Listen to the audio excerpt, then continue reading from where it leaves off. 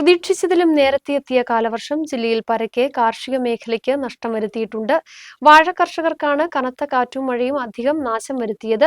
കാലവർഷം എത്തും മുമ്പ് വിളവെടുപ്പ് നടത്താൻ ലക്ഷ്യമിട്ടിരുന്ന പല കർഷകർക്കും നേരത്തെ എത്തിയ മഴ വിനയായി. മഴയ്ക്കൊപ്പം വീശിയടിച്ച കാറ്റാണ് ഏത്തവാഴ കൃഷിയെ പ്രതികൂലമായി ബാധിച്ചത്.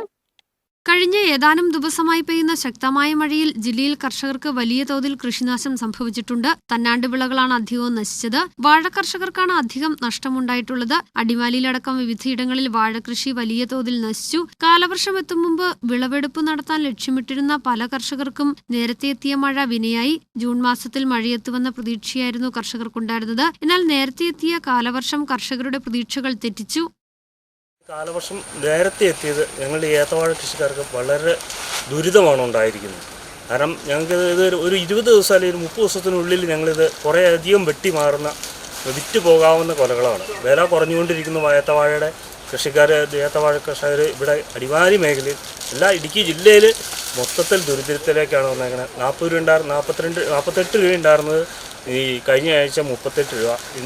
നാളെ അത് 25 രൂപയിലേക്ക് വരും. കാരണം ഇത് എടുക്കാൻ കച്ചവടക്കാർക്ക് ബുദ്ധിമുട്ടുണ്ട്. കാരണം എല്ലാം കാറ്റ് പിടിച്ച് ഇടിച്ച് നാശമാക്കിയിട്ടിരിക്കുന്ന അവസ്ഥയാണ്. അത് ദുരിതത്തിലാണ് ഏത്തവാഴ കർഷകർ. മഴയ്ക്കൊപ്പം വീശിയടിച്ച കാറ്റാണ് ഏത്തവാഴ കൃഷിയെ പ്രതികൂലമായി ബാധിച്ചത്. ഒടിഞ്ഞു വീണ ഏത്തവാഴകളിൽ നിന്നും മൂപ്പത്താത്ത വാഴക്കുലകൾ വെട്ടി വിപണിയിലെത്തിച്ച് ഉണ്ടായ നഷ്ടത്തിന്റെ ആഘാതം കുറയ്ക്കാനുള്ള ശ്രമത്തിലാണ് കർഷകർ. ഏത്തക്കായ്ക്ക് വിലയിടിയുന്ന സ്ഥിതിയുമുണ്ട്. വിളവെടുപ്പിന് പാകമായ ഏത്തക്കുലയൊന്നിന് ശരാശരി 300 രൂപയ്ക്കടുത്ത് കർഷകർക്ക് ഉൽപാദന ചെലവ് വരുന്നുണ്ട്.